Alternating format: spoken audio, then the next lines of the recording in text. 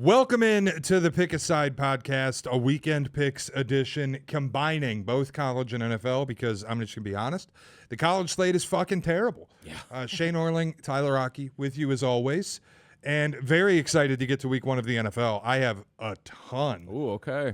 But I want to start with what happened last night. All right, yeah. As of taping last night, Thursday night. We're back. I mean, the bad beats are back. But I'll tell you something. Oh, God, yeah. I mean, if you bet the over, I'm sorry about your luck. The fact that that game sits at 44 early in the third quarter and you don't get an over out of it because of a rain delay and a punt fest. Listen, man, the underbetters had a meeting with Jason Hayward during that lightning delay. I'm telling you. I don't know how we clawed that out, but that was brutal. My biggest regret was, like, we did the pod the other day, and I said, if you're going to bet the game, I think you have to take Dallas. You could never bet Philly.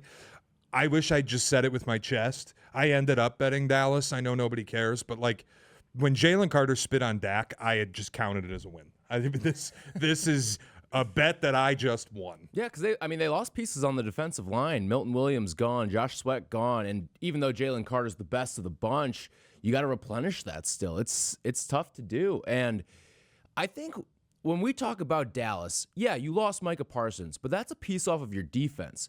Your offense is still very good when healthy, and it was pretty healthy for the most part last night. And good. And a part of that was the D-line they were going against. Even with the CD Lamb drops, they were still a good offense. I have to ask you something because long-term, I want to know, do you feel worse about the Eagles because of what we saw last night? No. Or just totally unmoved? I'm not going to lie. I think I feel a little bit better about Dallas. I do too. The problem for me with Dallas is, like, one, I thought the Eagles had a weird game plan. Zach Bond was in coverage a lot and wasn't rushing Dak very often. That, I think, should change. Zach Bond's a great pass rusher. I also kind of thought, just defensively, Dallas has fucking nothing. They can't rush the passer. They can't stop the run. So much for their run defense improving because Mike is gone and Kenny Clark's there. Did he play? Like, what? I didn't understand it. And then you got Jalen Hurts just dancing around in the backfield for 8 seconds, and suddenly there's nobody on the left side of the field.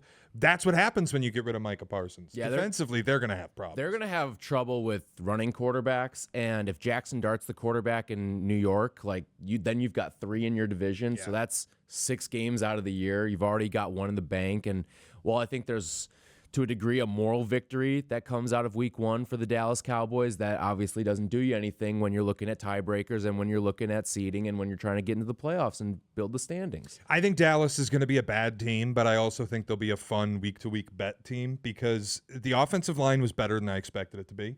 The running game was better than I expected it to be. And their offense, like you said, it's still good. So if you're going to get Dallas catching points a ton in that division, I'll bet them often. I just don't – they're not going to be good. They'll lose a lot of these games. They'll just lose them close. And let's be honest, plenty of chances to outright win that game. Oh, yeah. If CD Lamb holds on to one of those balls in the fourth quarter. If Miles Sanders doesn't fumble, Yeah. Dallas probably wins. I think that week to week, they will be a team that maybe the public disrespects, even though they're the Cowboys. And usually it's a ton of public respect on the Cowboys. I think the public right now is going to disrespect Dallas because of what happened in the offseason leading into the year with the Micah Parsons trade. And 100%. you may see inflated numbers as a result of that. And I think that's what we saw week 1. And this is just thematically what the NFL is. Like we talked about in our previews, the bottom of the league is way closer to the top of the league than in any other sport. And week in, week out, you start flipping teams touchdowns. Watch out, man. Especially in the division, man. Nobody's really that much more than 3-4 points better than the other team in a divisional matchup. Yep, 100%. All right, let's get started with the picks. We'll dive right in. We're going to start with college, and I'm gonna just let you take the lead on it because I hate the college board. I dug for games to bet. I wanted to get more plays. I'm currently sitting on 2 made bets. There's a third I would take, but you would have to bully me into it. And the rest of it is, God bless, it's all you. I got nothing. All right. So I have 1, 2, 3, 4, 5, 6 plays in college, and one that I think I'm going to play. I need your sign off on. How many are totals and how many are sides? 2 totals, 4 sides, and the sign off play as a total? I looked for sides to play. You know, I like sides better than totals, Yeah. and I was digging like there's 30-point spreads everywhere. There's 40-point spreads all over the place. Yeah. There's You can't no marquee matchup except for one in Norman at night, and I'm just. Like, if you love the sport, there's some good games this week, some entertainment to watch. But Yeah. if you're just a casual college football fan, like, don't get used to the week 1 matchups that we saw last week. The other thing that killed me is the game I like the most, the game I would love to bet, the game that, like, it's my favorite play of the week on either college or pro. Can't bet it I here. have to drive to Indiana if I want to bet Duke. Show field trip? Maybe. I'm willing. You want to? We'd have to go tomorrow morning. Whatever. I got nothing going on. Like, I just... That would be great content for us tomorrow morning on the show. Hey, we just got back from Indiana on a 5 a.m. trip. We just drove over the state line so that we could place the bet, and then we came back. To skirt the FanDuel and DraftKings syntax and also place a bet. All right, let's start there then, because we're both talking about Duke and Illinois. Duke is a 3-point underdog in the right places. Yep. They are a home underdog. Yep. And I like Duke a lot in this game, and it kills me that we have to take a group field trip to go and bet it. It sucks, but like part of me just wants to text a buddy in Michigan and be like, dude, just can you play Duke for me, brother please? Out, yeah. It's my favorite bet in college football this week, and I know it doesn't help anybody listening, or most of you listening, if you're not in Indiana or if you're not in a state that will allow you to bet the game. But you could never get me to bet Illinois. Luke Altmaier going on the road. This Duke team, the money that they spent. I love Darian Mensah. I know people said, oh, they struggled with Elon. Yeah, they didn't give a fuck about that game. They're not showing anything. Looking ahead to a team that is like, rankings-wise, slotted into the college football playoff. They ran a vanilla game plan. They kept most of their guys really limited in snap counts. Like, I can't take anything from that. This is the first game. I feel better about Duke than I do Illinois at home, and it would be the way I'd play it if I could. You know me, I like both of these teams. I like Duke, I like Illinois, and you're giving me a field goal at home for Duke. I get Duke's not some crazy home field advantage. I don't know if you've ever been to their stadium or seen their stadium. Like, it got rocking a couple years ago with Elko, though, when they were ranked. Was that Notre Dame game? That my dad went to. Your dad went to Duke Notre Dame in Durham. Yep. Yeah, that's funny stuff right there. Your dad just... He travels to the weirdest events, man. He's going to Indy to see Caitlin Clark play, and then she doesn't even play. I don't know. I don't get it. We need to get your dad like an odd event passport. That he has to find some memento from the game and stamp it in there. He always does an NFL trip every year too, and I feel bad for him because the guys that he goes with are like, it's got to be driving distance, and I'm like, well, you're gonna run out of those pretty quick. It's like Chicago, Green Bay, Minnesota if you're brave, Pittsburgh. Yeah, Minnesota's lengthy of a drive, but that's it. Once you're out of Cincinnati and Cleveland and all those, you're done. And who wants to go to Cleveland to see a game? Right, exactly. There's no point. But yeah, no, I mean, Darian Mensah, I think, can pick it up. I think it's going to be a little bit of a lower scoring game. The total is on the lower side, so I'm not going to get involved there. But Manny Diaz, man, that guy can coach defense, and we know that. And going up against an Illinois team that lost some significant pieces but kept the quarterback from their offense, I think Manny Diaz is going to be able to dial something up. I think Duke outright wins the game. Even though I like Illinois and think they can make the playoff, this could be one of those early stumbles for them. There's our service to the Indiana listeners. All right, carry on. All right, let's go to the Cy-Hawk. I looked at it. I looked for ways to bet it. You can tell me what you want to do. If you're going the way I think you are, it's the way I would go. I just look. I looked at it and I saw Iowa State laying 3.5. If Iowa State were laying 2.5, I'd bet Iowa State. At 3.5, I kind of want to bet Iowa. Yeah. And then I'm like, wait a minute.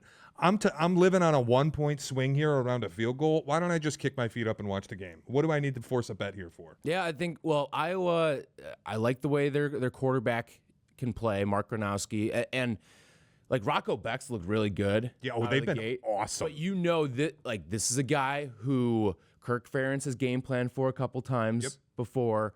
And these games are always rock fights. Always within a field goal. Always. And usually the underdog wins too. Even years where Iowa is clearly the better team, you see Iowa State pull it out and vice versa. I think this Iowa team is sneaky kind of good, could win 9 games this year. And if you're a 9-win team, I like that going up against Iowa State, even though it is going to be played in Ames. It's a big game for ISU. If they win, I think you can start to talk about them as the Big 12 champion and talk about them as going to the playoff. And it's not just like last week they detonated, who was it, North Dakota or South Dakota, one of the Dakotas. They just beat the shit out of them. And people go, oh, Iowa State's a real juggernaut. It's also... They won the game against Kansas State in Dublin. That's a huge conference game to have in your pocket. Kansas State came back from Dublin and should have lost to North Dakota, I believe. Whatever Dakota they played. They should have lost that game. And it wasn't like the good Dakota school. Right. It was one of the shit ones. For Iowa State to come back from Dublin and look as good as they did, that's where you start going, okay, this team might be legit. I don't have an edge here because you mentioned playing in Ames. I heard a stat earlier this week. They haven't won this game in Ames since 2011. You don't need them to win the game, though. I'm talking about Iowa State. Oh, Iowa State has not won this game in Ames since 2011. That's wild. Yeah. That's crazy. I like Iowa even more now. The other way I wanted to look was the under, but it's a higher number than you're used to seeing in Cy-Hawk, and everyone is on the under. Yeah. I'm not betting it over in this game just on principle. This Iowa offense is better than in years. I don't think agree. they're the laughing stock. No, I don't either. Before. I think they've taken it somewhat seriously and altered philosophy a little bit. Like they know as well as we do the jokes that it's punt you, and they've taken that a little bit to heart. This offense feels a little more legitimate. I mean, you went out and got a serious quarterback in the portal. Every way I tried to find to bet it, I came away thinking, I really don't feel like there's an edge here. I'll just watch the game. Fair enough. I get that. All right. Carry on. Next up, we're going to go to a Texas battle. Baylor plus 2.5 at number 17 SMU. God, I hope we're on the same side here. I like the over in this game. Oh, interesting. 63.5. You know how we felt about SMU overs 2 years ago. I feel like that philosophy is back. And if you're going to give me a Big 12 team on the other side, we saw all the holes that Baylor's defense and special teams had a week ago against Auburn. And that game was at home. I think you put this team on the road now, they're primed to let up a lot of points, and you know that this Baylor offense can fill it up still. You got two good offensive quarterbacks in this game. Over 63.5, it's a big number, but I like it. I may join you. I just checked. Ain't nobody betting the over. Really? All right. 3% of the bets make up 7% of the money. I'm adding a play. I will be on the over in Baylor SMU, and that means I'm going to have two wagers on Baylor SMU. Okay, you've got a side here, too.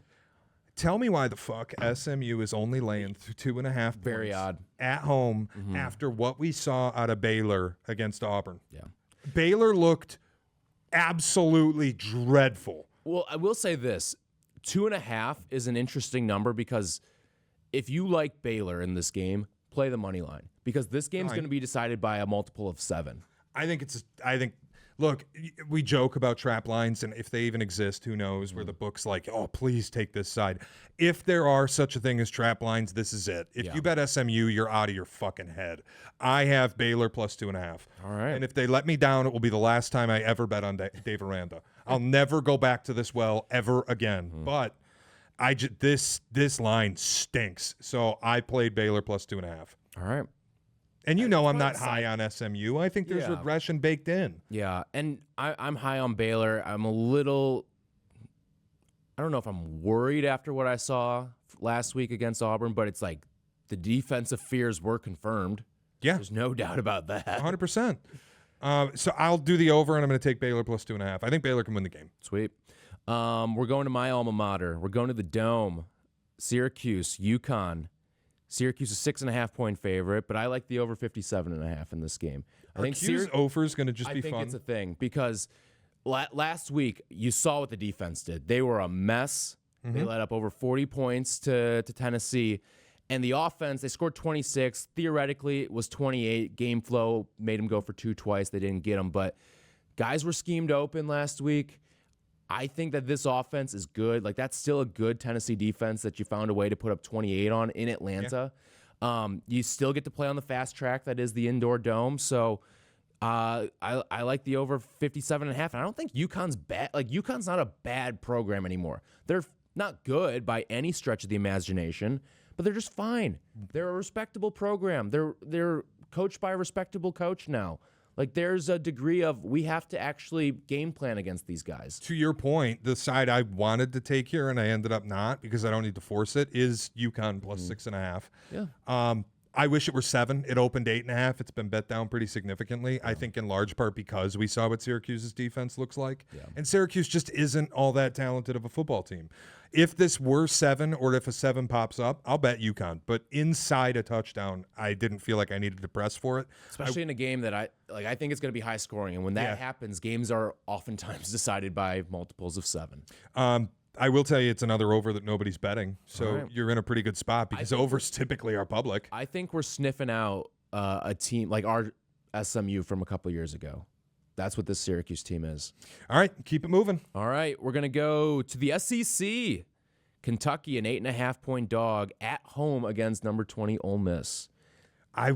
So Ole Miss returns to the scene of the crime. Mm-hmm. This was 10 early in the week, and I wanted to fire on Kentucky at 10. Mm-hmm. I waited, and I shouldn't have because now it's 8.5. Yeah. And you're still north of a touchdown, but you move off the key number of 10. You get in between the middle of that field goal. It's another spot where I looked at it and I said, if I had to play it, I would bet Kentucky. Yeah. But I came away just deciding I don't need money on it. All right. I mean, this to me just, you know how Kentucky drags the big boys down into rock fights. Yeah. Keeps it close. They end up being 3 6-point games. I think we're getting another one of those here. You know they like to run the ball, drain the clock, and I get that Ole Miss is going to be some high-flying offense that's going to try to put the ball in the air and score 50 points on you. But for some reason, Stoops just runs laps on some of these SEC big boys. I'm not saying that they win every single game. I don't need Kentucky to win the game. I need them to hang inside a touchdown. And I think they can against Ole Miss. You could potentially bully me into this one. I'll tell you another thing that stands out just as I'm going today, through it. Bullying works. Yeah, you're going to have to bully me into some plays. Ole Miss is getting 95% of the money. I almost can't believe that's true. If that is true, why the hell's the line moving from 10 to 8.5? If everybody's betting Ole Miss, why is that line coming down? That makes me wonder if the smart people putting their money down have it on the Kentucky side. I always like to be on that side. It's the side I'd bet anyway. You could probably bully me into playing that by the end of the show. All right. All right, what else we got in college? We got, the return of a rivalry. Kansas we got to talk about the border war. Yeah, 14 years. I was actually I ran into someone yesterday who I hadn't seen in a while, Mizzou grad, and is stayed down there after college. It works in beverage distribution, so he works with all the bars down there. Said they could not place enough orders. Like, wow, he's still in Columbia. Like they are fired up in Columbia for this game. It is insane. I wonder what they've got going. So it's interesting, Mizzou breaking in a new quarterback, Prbula. I wonder if that's an upgrade from what they got out of like the dead body of Brady Cook, his limbs basically falling off all last season. He was not good. The passing offense in general was not good. Mm-hmm. I wonder if they've gotten an upgrade. The line's still 6.5. That's where it's at last I checked. Yeah. By default, I would look at it and go, rivalry game, you take the points. My problem is if the fans care about it that much, that's great. Do the players give a shit? No. Most of these guys were or eating the coaches. Yeah. Right. These guys were eating soft foods the last time this game got played. It was 2011. It's been 14 years since the border war happened in football. Jalen Daniels knows nothing about it. Mm-hmm. And you get transfer mercenaries on the defense who don't care about being at Kansas or Mizzou anyway. Like, that's where I go, how much can I factor the rivalry in? And then maybe you just say, okay, then I get the better team inside a touchdown, just lay the 6.5. But again, I came out of it going, I just want to watch it. I don't really need money on it. Okay.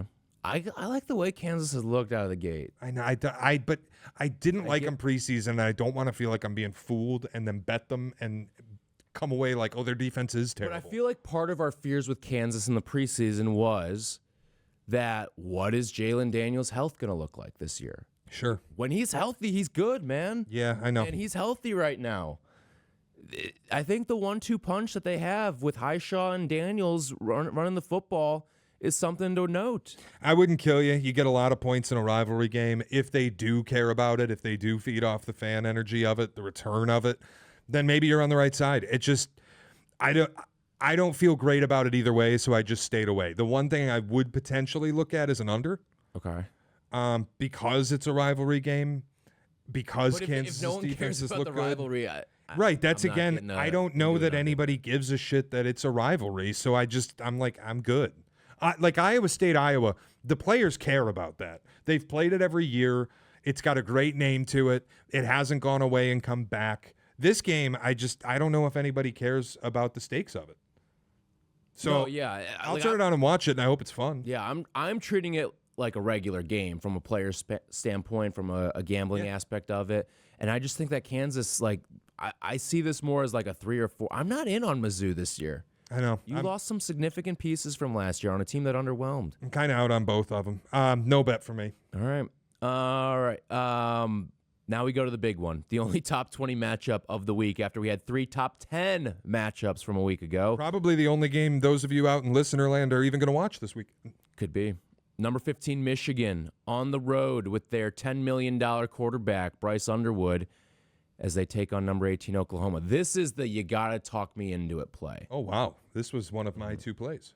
Okay. Well, then the floor is yours, my friend. I would never in a million years bet a freshman quarterback, true freshman quarterback, going on the road. I know it's not true SEC, but you're going on the road to no like slump old Big 12 team either. This is Norman.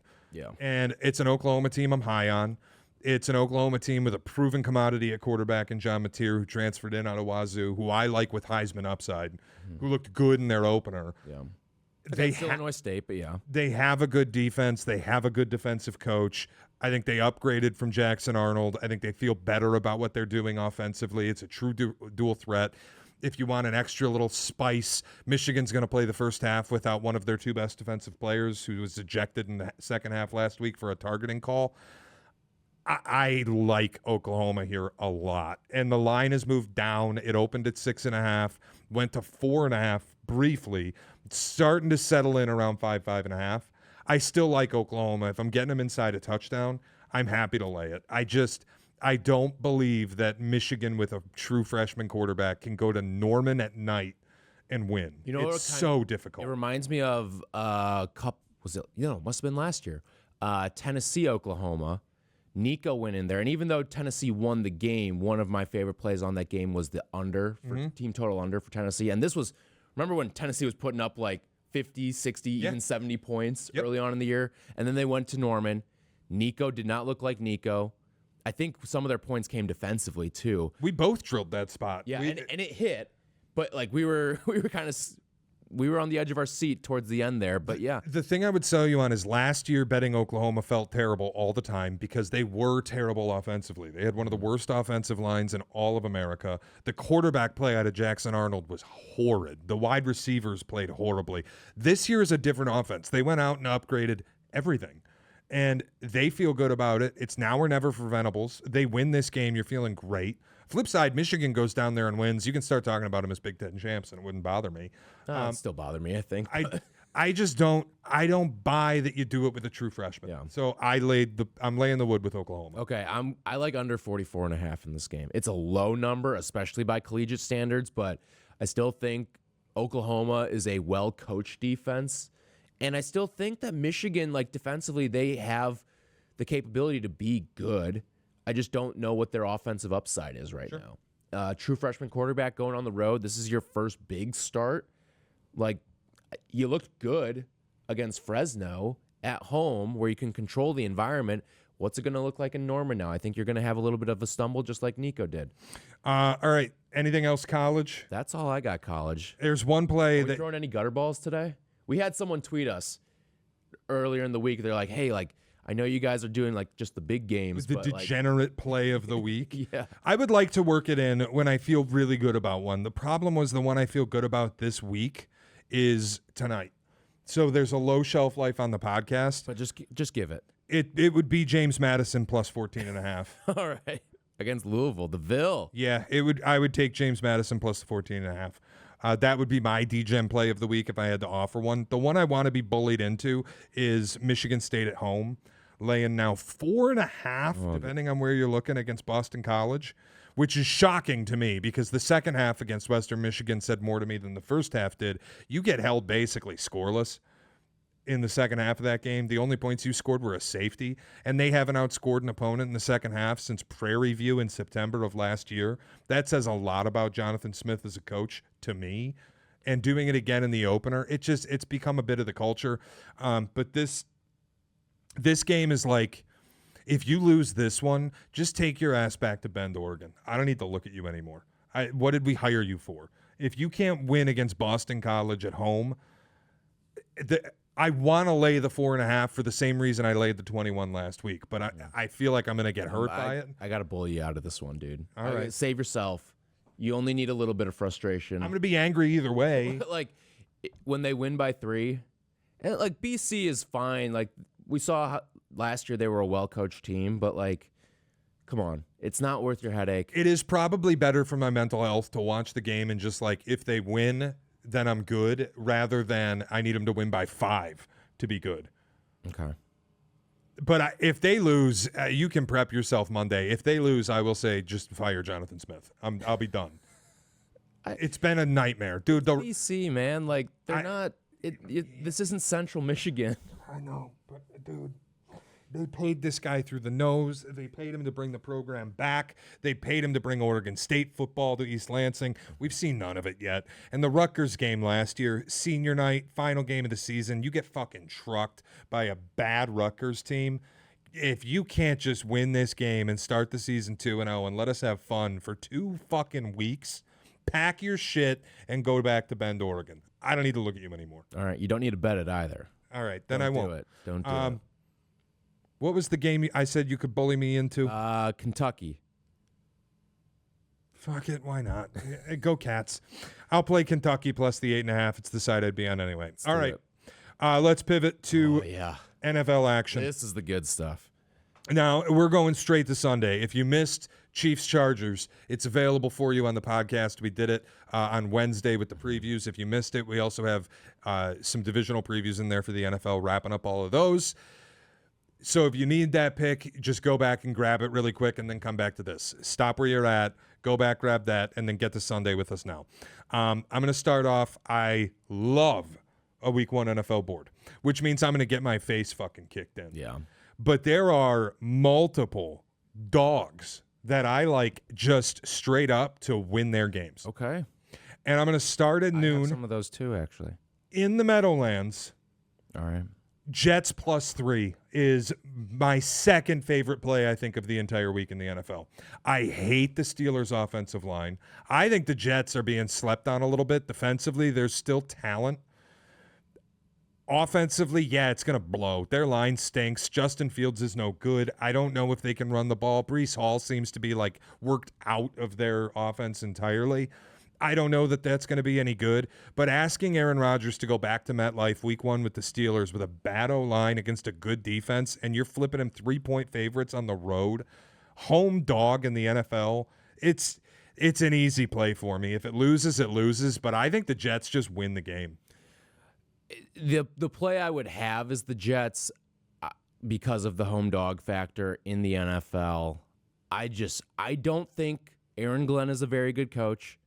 I think he's over his skis, and now you get Week 1, and you can say what you want about Tomlin, but the guy wins in the regular season. Jets win 7 games this season. Do you come around on Aaron Glenn? No. I don't think like 7 wins is some banner season for it. You win 8 or 9, all right, then I'll hand up, I'll be wrong, but 7, like. I just want to know what it's going to take for you to feel like Aaron Glenn's any good.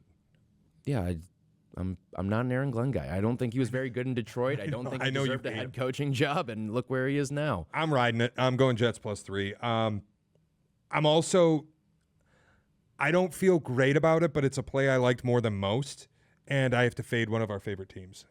Oh, okay. Go for it. I'm laying 3.5 with Jacksonville. Interesting. I'm on the other side in this game, and there's some 4s popping around. I think Bet Rivers has a 4.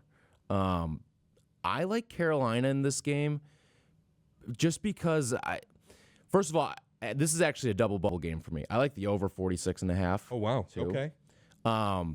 Just these defenses don't inspire a lot of confidence. They're really bad. Yeah. And I think Carolina's pass rush has just taken so many dings. Yeah. Like both of these teams have to prove something defensively to me. It's not like they don't have any pieces and it's barren, but like there's nothing. And you've got offensive minded head coaches. So looking at Carolina, though, I think they're going to be able to run the football in this game. And whenever you give me a team that's able to run the football against this Jacksonville defense, you shorten up the game, things get a little bit tighter. I think things play closer to a field goal than they do a touchdown. And inside of 4, I like this game to be a 3-point game. I think Carolina's got a chance to outright win the game. Now, you are going to Jacksonville in the heat of summer, but Carolina's not a stranger to warm weather. Carolina is super humid, too. Like, this is not going to be some daunting experience for them like it's Buffalo going to Miami. That's not what this is at all. So I think Carolina can hang with them. I think it's going to be largely because of the run game. But I think both teams are going to be able to score in this game.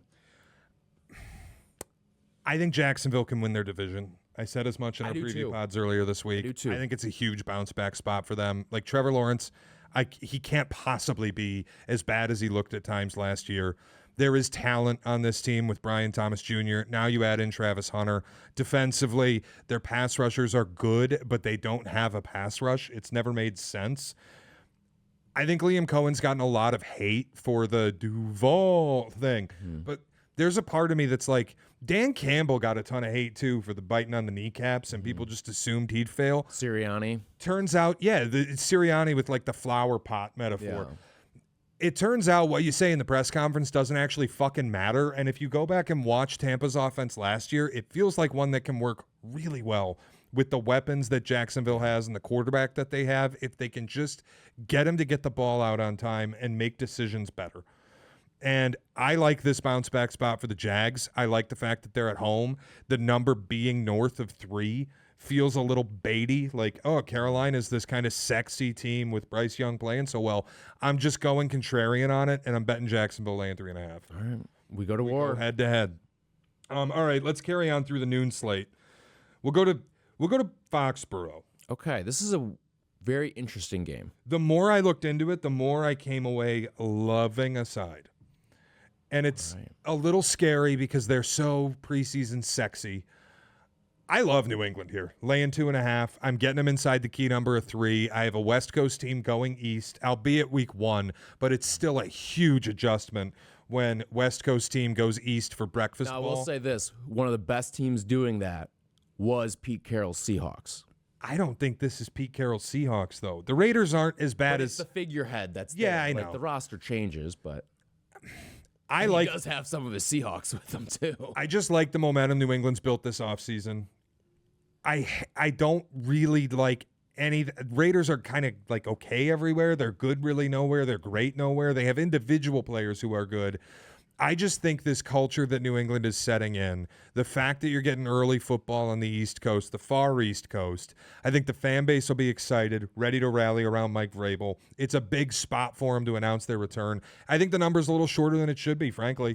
I would have them north of a field goal favorite here. That's the fact that it's sitting at 2.5, I'm laying it with New England. If I'm walking into something, so be it. I'm a little scared off by what the number is there. 2.5 feels like, we talked about the trap numbers, like this feels very trappy to me. The other thing valuable to me, though, is the Raiders are super public. And if you're like... I saw that, and I was a little shocked by that. I know, because Don't it feels like... the Raiders have a bad rep And it in feels the like league the right now? Patriots are so sexy with everybody Yeah. this offseason.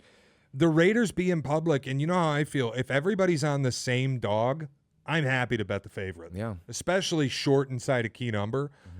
I'm laying it New England 2.5. We're going to find out how long those arms are for Joe Alt this week, too. Getting Max Will Crosby, Campbell? Will Campbell, yeah. Will Campbell, welcome to the league, my Yeah, friend. the preseason reports are a little scary, too. And it's interesting that they buried Travion Henderson on the depth chart a little bit.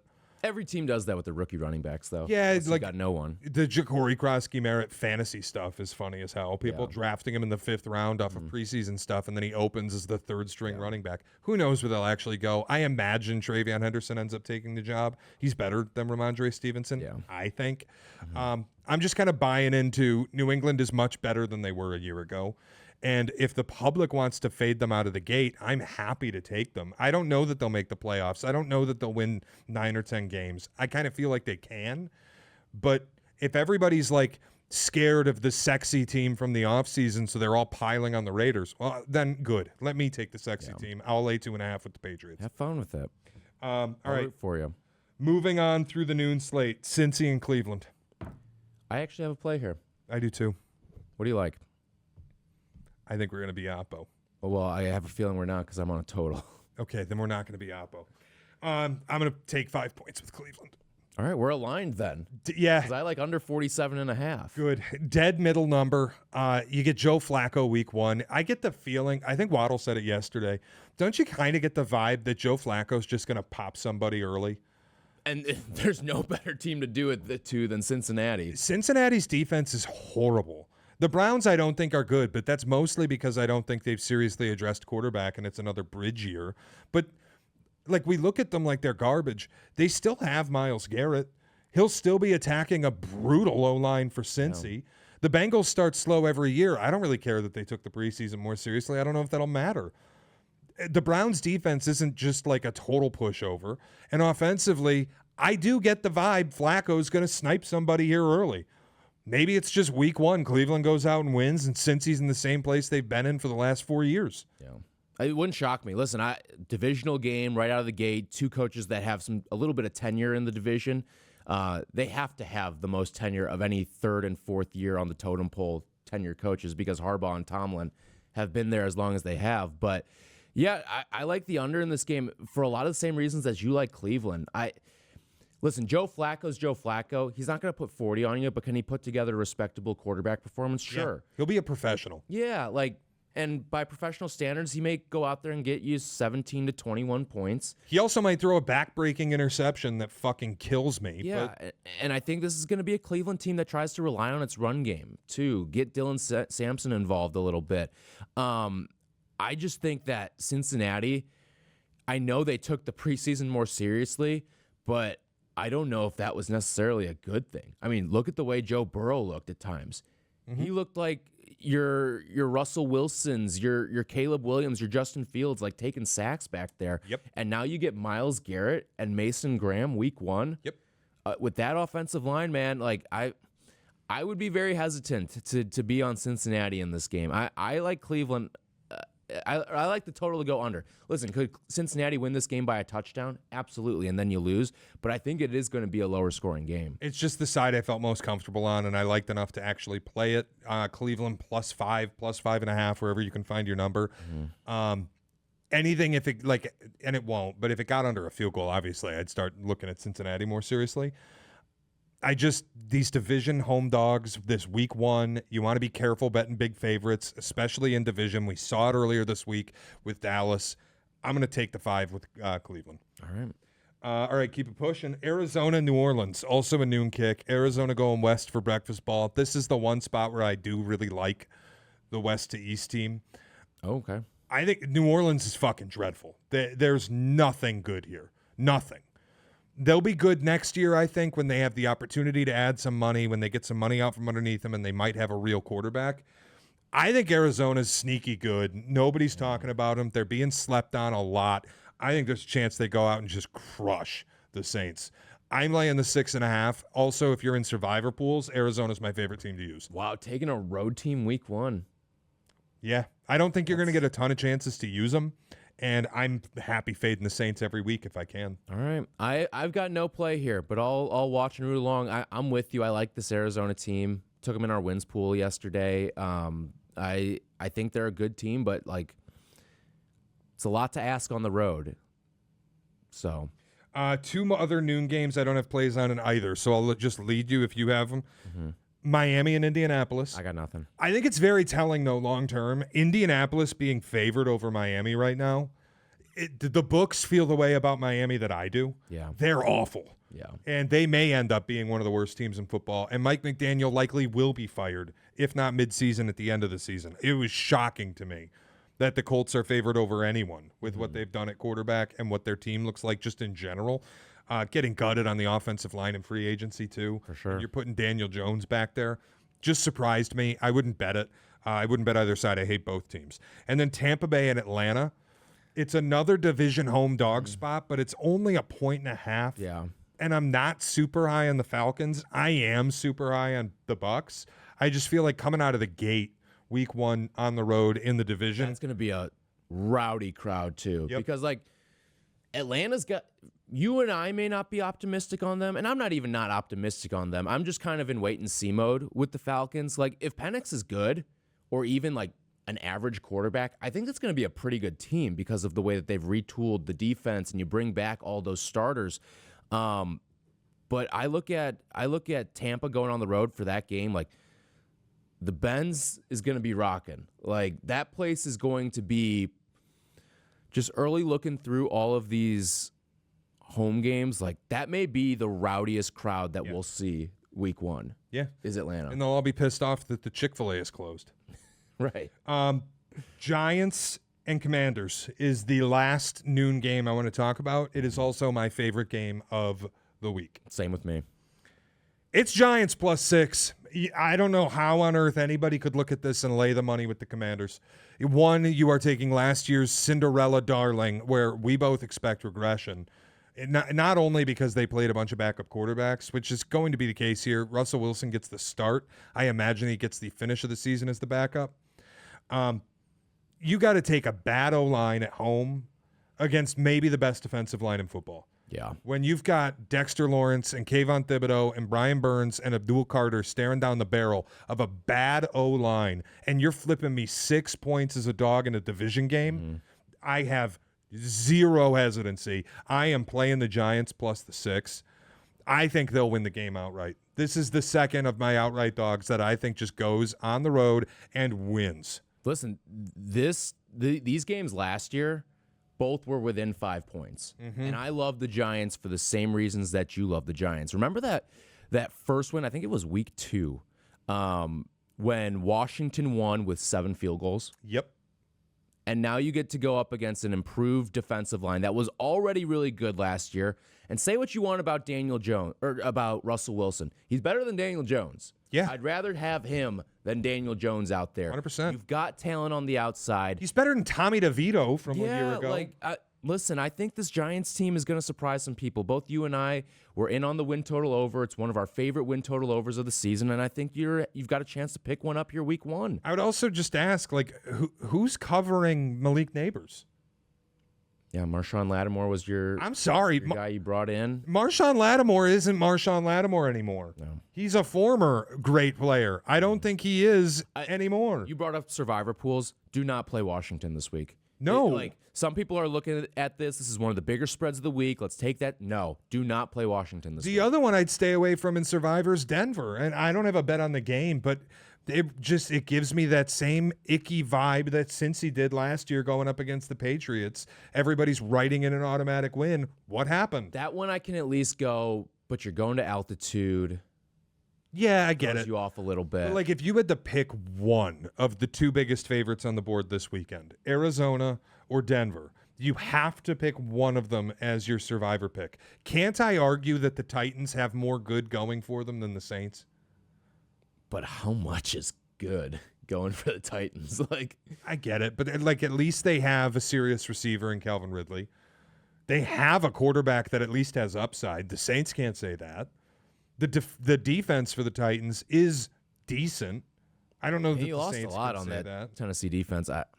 I'd still rather go Denver. I'd rather take the home team week 1, especially when you've got one of those home teams with a tactical home field advantage. If Denver ends up losing, if the crazy shit happens and Denver loses, I'm not going to be one of those people that got clipped betting everybody's favorite.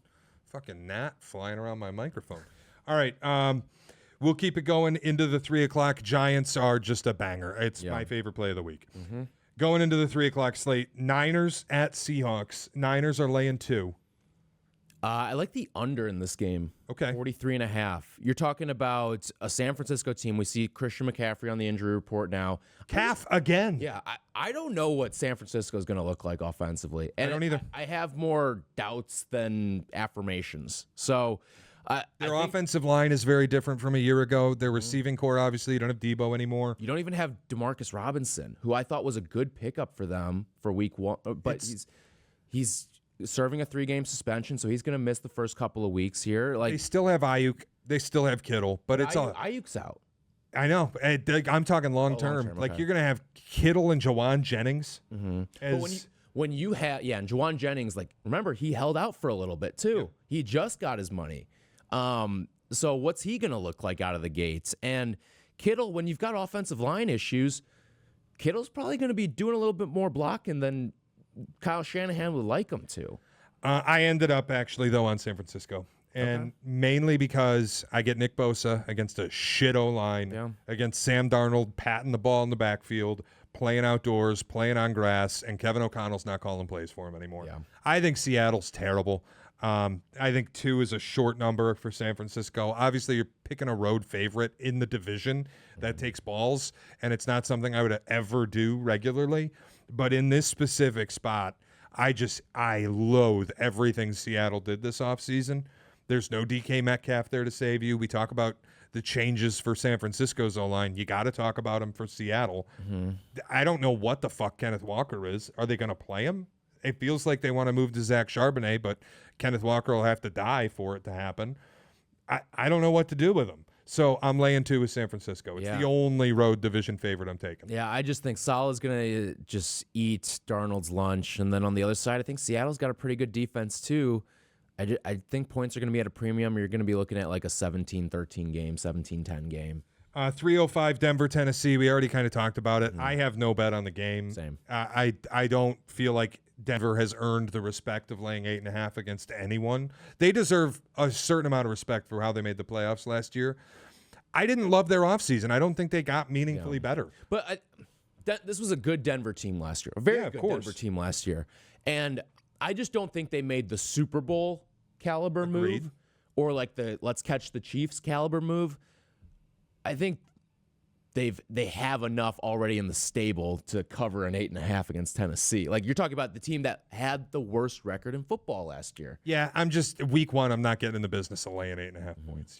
I wouldn't flip anybody 8.5 points in week 1. Yeah, I probably wouldn't either. But it's the same calculus as taking Dallas. I'm not going to do it with Tennessee because there's not as much proven known quantity stuff.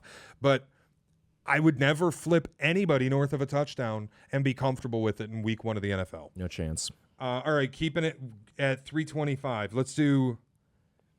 I think this is one of the funnest games of the weekend. Most fun. Yeah, I think I know where you're going here too. And both of these 325 games, I don't have a play on. I'm going to kick my feet up and enjoy some good football. I have a play on one of them. Okay. We'll start with the one I don't have a play on because I think I could bully my way into doing it. Okay. Detroit and Green Bay, I do not have a play. All right. My lean is Green Bay laying 2.5, but it feels a little too easy. I think Mike is going to play. He's talking like somebody who's going to play. He said he hates Detroit. He's always hated Detroit. Yeah. He made fun of their trick plays. I'm not as worried about his back as everyone else is. I'm not either. I like Green Bay offensively. I think people have overreacted. We're at a point now where, like, instead of saying Jordan Love's a good player who played hurt last year, we're saying Jordan Love's basically dog shit. And I know I've been guilty of it. Like, there are moments I don't like. He throws too many picks. There are moments you turn the TV on, you go, this guy kind of stinks. Why do the analytics love him so much? But I also have never said that he's basically like Jets Sam Darnold.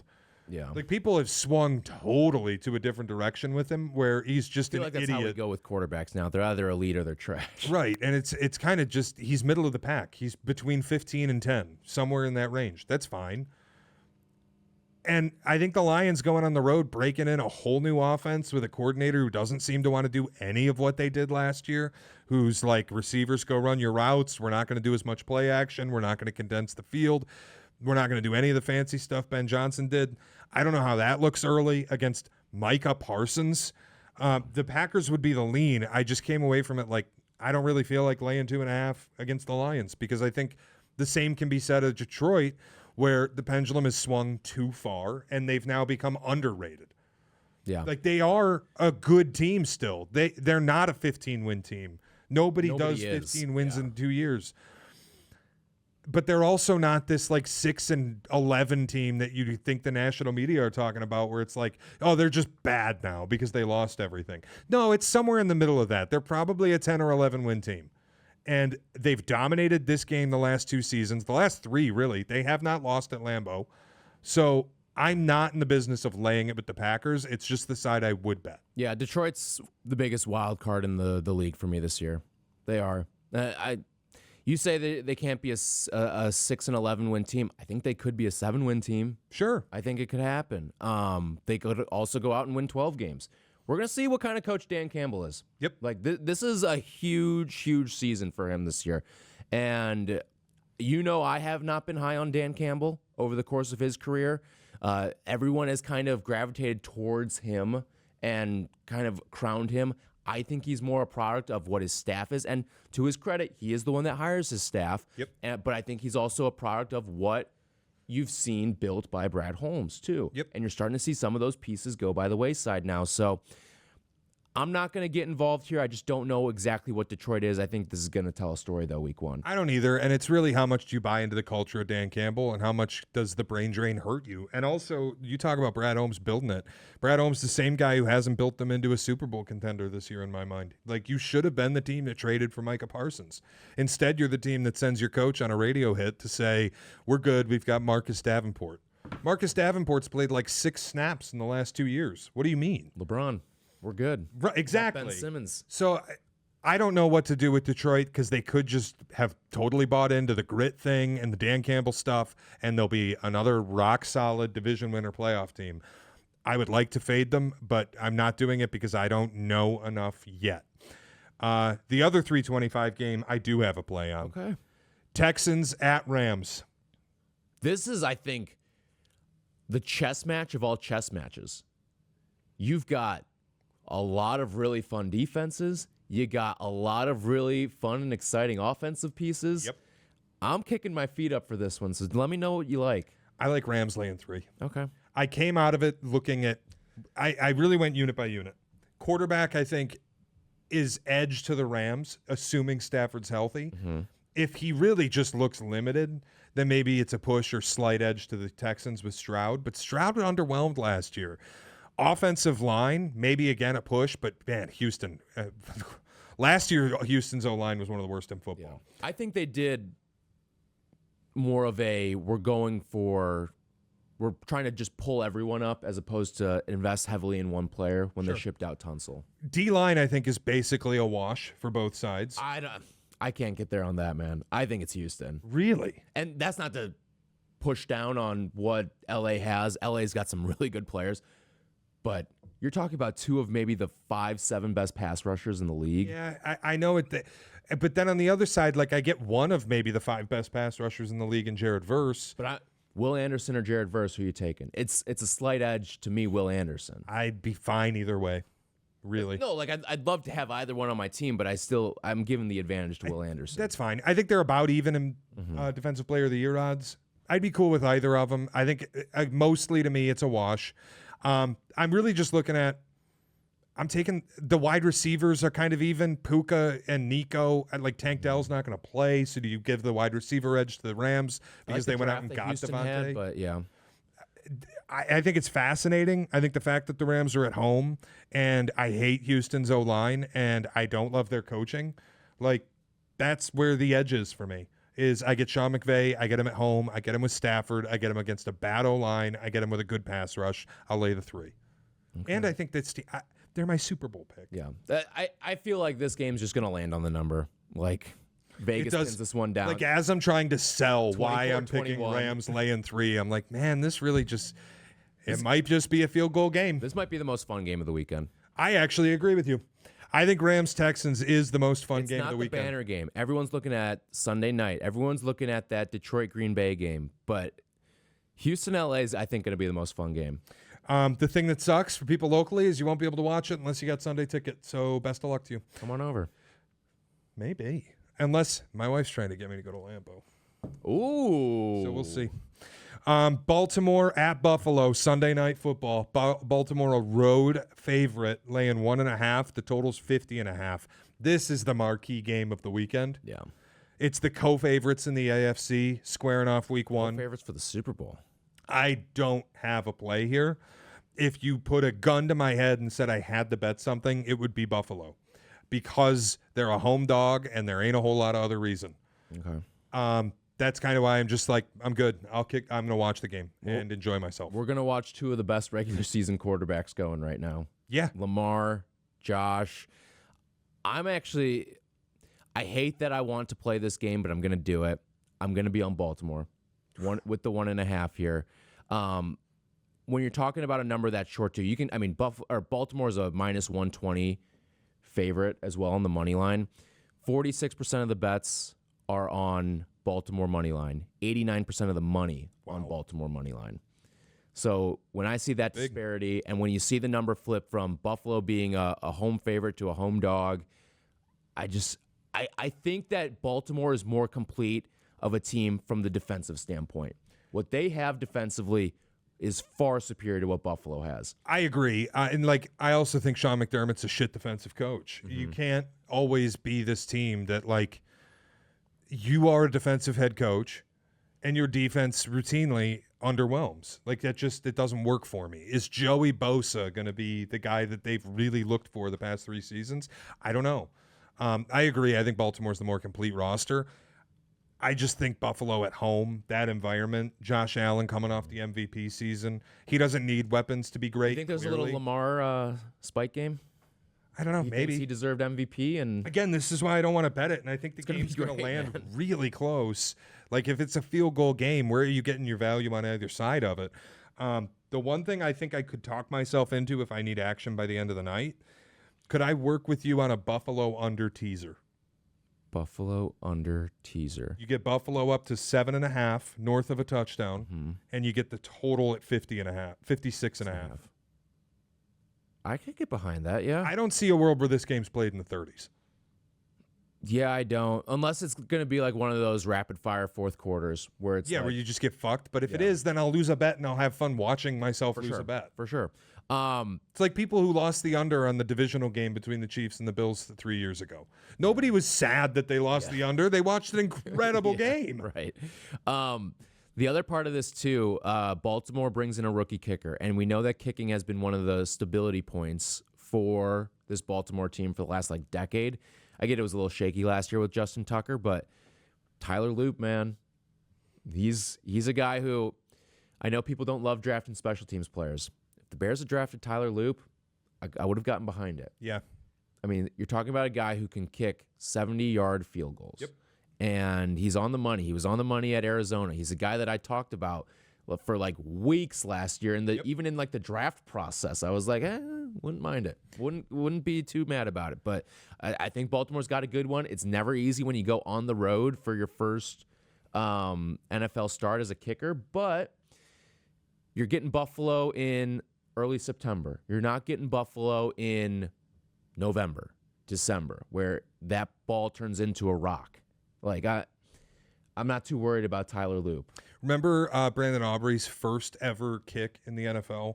He missed the extra point, and people were like, this bozo doesn't know how to kick. Well, there was another guy. Remember, didn't they have the major problems with a kicker right before Aubrey who was missing extra points left? He missed 2 or 3 extra points in the opener. Yep. And then Aubrey got signed, and what do you know? Okay, final game of the slate. Vikings at Bears. I will let you know Monday morning if I put any money on this. We will do the weekend recap, and I will let you know if I put any money on it. If I do, it will be the Bears, but it just depends on how good of a week do I have and how good do I feel about going into Monday night with a play on it. It's a division home dog. I think it's the only way you can bet it. I don't know what J.J. McCarthy is. I feel better about the Bears, frankly, going into this game. Vikings might be the better team by the end of the year, but I expect their growing pains to be worse with a quarterback who lost a year of development than I do with the Bears, who at least had Ben Johnson work with Caleb Williams all offseason at full strength. If I bet the game, it will be the Bears. I'm just not going to say today that I'm betting it. Yeah. I will let you know Monday morning where I'm at. Yeah, I've got no play on the game right now. May have a prop or something that I like. I usually like looking into props for Bears games. But Justin Jefferson's been in. This is the thing. What page is J.J. McCarthy on with his receivers right now? No clue. Jordan Addison was the only guy who was present. He's suspended for the game. Yep. Jalen Naylor. Adam Thielen just got there. Yeah, Thielen just walked in the door. Justin Jefferson, where's the chemistry at after he missed a lot of the time with the hamstring issue? Well, now you got Christian Darrisaw's on the injury report again. And a part of me not playing it today is also we got the projected injury reports yesterday. I don't feel good about either team's injury report. I don't know what the hell these teams are going to look like on Monday night. Yeah. No, I have no clue what we're getting. I don't. Minnesota and Detroit are 2 of the biggest wild cards in the NFL for me. They could go out and be great. John Morton could be the next Ben Johnson. J.J. McCarthy could be the best quarterback in the draft class he was in. And if he is, then Minnesota might be the best team in all of football. He could even just be decent, and they could be great. Their roster's fabulous. But they're a team that I look at. It wouldn't shock me if they're 6-11. It wouldn't shock me if they're 13-4. Yeah. Either result would not surprise me. They've got a pretty wide variance for this season. But for the here and now, I would lean Bears. It is a little curious that it flipped from them being a home favorite to a home dog. So what are you going to do with that? But this isn't like the Baltimore-Buffalo game where in this game there's an unknown quantity at one of the most important parts of the game. In Buffalo and Baltimore, I know what Josh Allen and Lamar Jackson are. No doubt about it. That's who they are. So the flip there tells me a little bit more than the flip here does. Yeah. I do think it's fascinating that the Bears went to dogs. I can't quite figure out why, but if you fade divisional home dogs in week 1 of the NFL, you get killed historically. So I would never bet the Vikings. I don't know that I'm going to bet the Bears. It's just where I'm at today. Yeah. We'll check back Monday. We will. All right, that'll do it for us. A full Pixapalooza episode of Pick a Side. Should we recap cards really quick before we get out of here? Quick. I am staying really limited in college. One, I didn't feel super confident after week 1, and 2, I just think this slate is fucking terrible. So I'm extremely limited. Baylor plus 2.5. Over 63.5 in Baylor SMU. Oklahoma laying 5 at home against Michigan. And Tyler bullied me into taking Kentucky, getting 8.5 at home against Ole Miss. NFL's a different story. Jets plus 3. Jags laying 3.5. Giants plus 6. Cardinals laying 6.5. Browns plus 5. Patriots laying 2.5. Niners laying 2. Rams laying 3. All right, my college card, I like Duke as well. Iowa plus 3.5. The over in Baylor and SMU, the over in UConn and Syracuse. The bullying has worked. I am also on Kentucky plus 8.5, Kansas plus the 6.5, and the under 44.5 in Michigan and Oklahoma. NFL, a little bit of a lighter card here, going under 47.5 in Cleveland and Cincy. I'm tailing you with the Giants plus the 6. I've got a 2-banger here on the Carolina-Jacksonville game. We're going Carolina plus the 4 and over 46.5. And then under in Seattle and San Francisco. And I like Baltimore minus the 1.5. Throw in James Madison, now getting 15. I'm going against Steam. We're taking James Madison plus 15, DGen play of the week. If you hear this before the 6 o'clock kick tonight, Friday night, time of taping. Awesome. That'll do it. That's Pick a Side.